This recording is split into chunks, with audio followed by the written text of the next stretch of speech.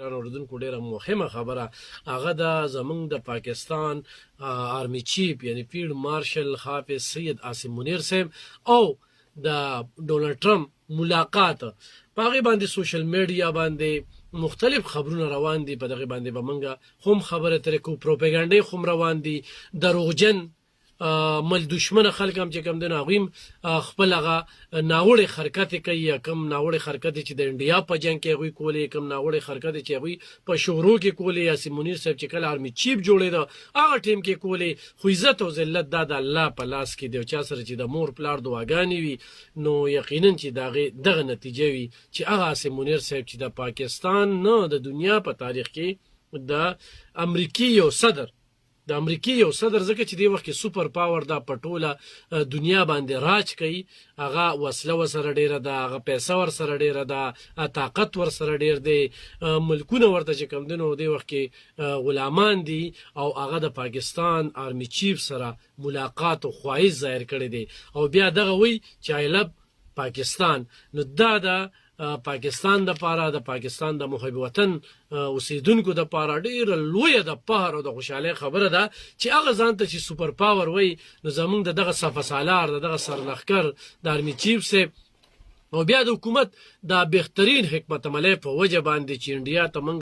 یو ډېر روان شکست ورکړ، یو ډېر عبرتناک شکست ورکړ چې هغه هم ځان ته سوپر پاور وایي، ځان ته طاقت سرچشمه وایي، او ډېر لوی پلان یې جوړ کړی چې زه به کراچۍ قبضه کوم، زه به لاهور قبضه کوم، زه به جیچکو قبضه کوم، زه به په اسلام آباد باندې قبضه کوم. هغه ټول د هغوی هغه کوم سوچونه چې وو، کوم فکرونه چې وو، کوم خوبونه چې وو، د هغې تعبیر چې کوم دی هغه شرمنده ثابت شو. انډیا په ټوله دنیا کې شرمنده او په دهشتګردۍ باندې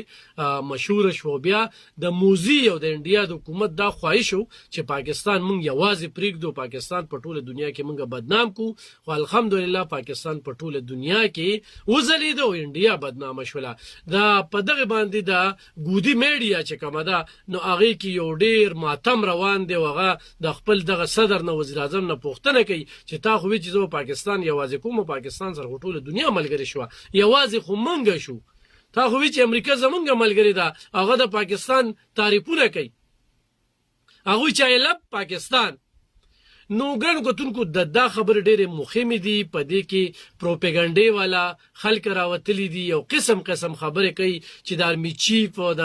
ډونلډ ټرمپ چې کوم دی نو ملاقات شوی دی، او د ملاقات نه پس چې کوم دی نو دا به کېږي او دا به کېږي او دا به کېږي. خو دا هغه خلک دي دا په سوشل میډیا باندې پوسټونه هغوی جوړوي او ورکوي. تاسو د ټي وي په خبر باندې، د صحافي په خبر باندې اعتماد کوئ، د پروپاګانډه کوونکو یا د دغه بګوړګانو یوټیوبرانو په خبرو باندې کله اعتماد نو کې. دغه بګوړګان چې پیسې ګټي او د خپل ملک خلاف چې خوريس کی دلته پیجنګلو یې دا ملته نن تختیدلی دی او دا ملک یې پرېښی دی، اول ته هغه بګوړګان ناستی او دا چلې او هغه چلې او د رنګ رنګ خبرې کوي. نو داسې هیڅ قسمه خبره نشته دی. پاکستان الحمدلله